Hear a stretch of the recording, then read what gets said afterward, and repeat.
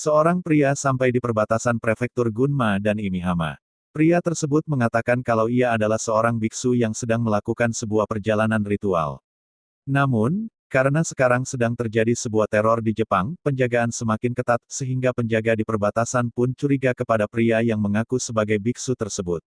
Sementara di kota Imihama, ada seorang dokter yang dikenal dengan panggilan Dokter Panda, yang memiliki nama asli Nekoyanagi Milo.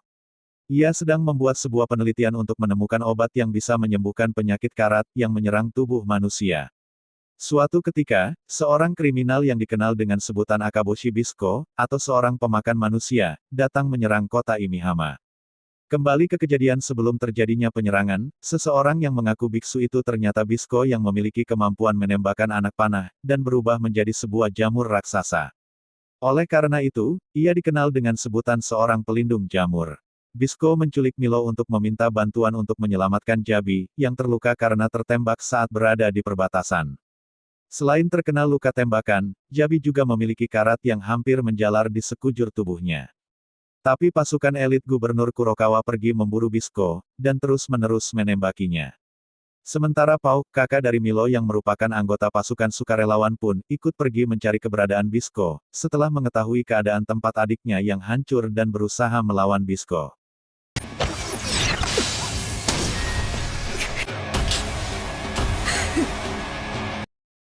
Meskipun Pau terluka parah karena karat yang menyerang tubuhnya, tapi Pau bisa bertarung dengan kekuatan yang maksimal. Bahkan, Bisko pun memuji cara bertarung Pau yang hebat.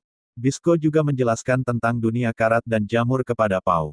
Namun Pau tidak percaya begitu saja, karena ia merasa ucapan itu tidaklah masuk akal.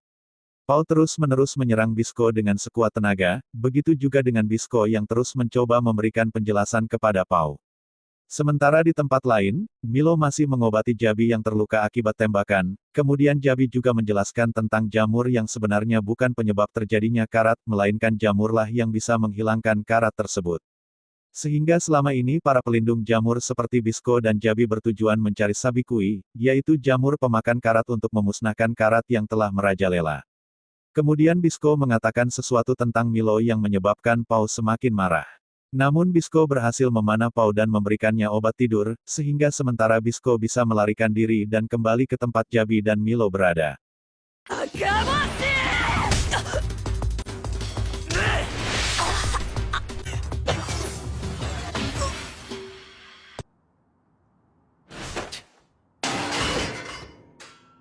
Bisko terkejut ketika melihat Jabi bisa bergerak kembali, dan berhasil membuatnya terharu penuh kebahagiaan, karena sebelumnya Jabi seperti kakek tua yang akan meninggal hanya karena terkena 6 tembakan. Kemudian Bisko mengajak Jabi untuk kembali meneruskan perjalanan mencari Sabikui, namun Jabi mengatakan kalau ia akan tinggal di kota tersebut, karena ia belum bisa bergerak terlalu banyak, dan memutuskan untuk mengajak Milo, karena hanya Milo dan Jabi lah yang bisa meracik obat. Sementara Bisko dan Milo melarikan diri dari pasukan yang mengejar, Jabi akan mengulur waktu demi Bisko. Bisko dan Milo melanjutkan perjalanan ke Akita, untuk mencari jamur legendaris bernama Sabikui, yang biasa disebut pemakan karat. Saat dalam perjalanan, Bisko menemukan teman lamanya kembali, seekor kepiting yang biasa dipanggil Akutagawa. Ketika Milo akan menaiki Akutagawa, Milo selalu dilemparkan oleh Akutagawa yang tidak suka kepada dirinya. Milo selalu kesulitan ketika menunggangi Akutagawa, dan meskipun selalu dilempar, Milo terus berusaha mengambil hati Akutagawa, agar ia bisa menungganginya. Suatu ketika, Chiroru menghampiri Milo, dan hendak merebut Akutagawa, namun pada akhirnya, Akutagawa berhasil dihentikan oleh Bisko dengan menyerangnya, sedangkan Chiroru melarikan diri akibat serangan tersebut. Ketika Bisko dan Milo mencari tempat untuk istirahat, mereka bertemu kembali dengan Chiroru, namun ternyata ia tersedak sesuatu, yang membuatnya hampir kehabisan nafas. Milo yang melihat Chiroru hampir mati, memutuskan membantunya, dengan mengambil benda yang ada di dalam melalui mulutnya. Kemudian mereka bertiga bermalam di tempat tersebut. Namun tempat yang mereka tinggali adalah kuil monster berjalan, yang berbentuk kepiting raksasa. Bisko memerintahkan Milo untuk menyerang kuil tersebut dengan bantuan Akutagawa. Meskipun Milo tidak percaya diri, Milo berusaha melakukan yang diperintahkan oleh Bisko, hingga pada akhirnya berhasil menghentikan kuil berjalan itu. Akhirnya Milo berhasil meluluhkan Akutagawa, dan berhasil menungganginya. Setelah itu, Bisco dan Milo melanjutkan perjalanan mereka bersama Akutagawa. Singkat cerita, ketika Bisco dan Milo sampai di kota hamparan pasir, di sana tidak ada orang dewasa, dan hanya ditinggali oleh anak-anak yang hidup sebatang kara. Kota yang sepi tersebut, terbuat dari sisa-sisa manusia besi. Dan anak-anak yang tinggal di sana harus melawan monster ikan buntal terbang, yang biasanya menyerang mereka pada saat musim dingin.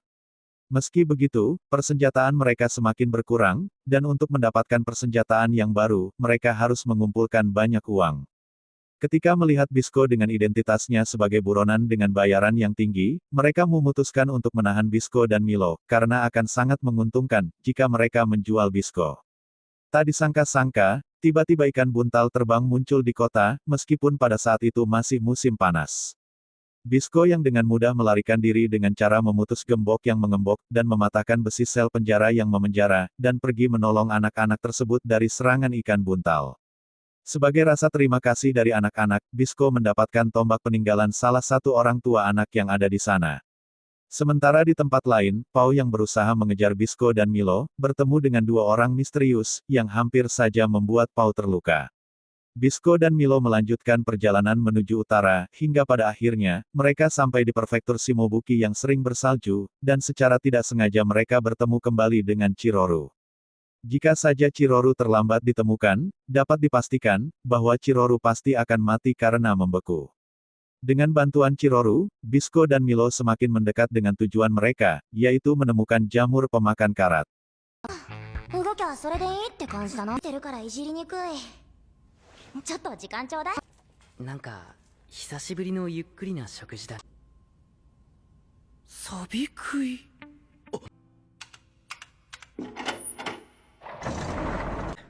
お前のおかげで助かった。え、きっとまた会おうね。 Kelanjutannya di video satunya bro.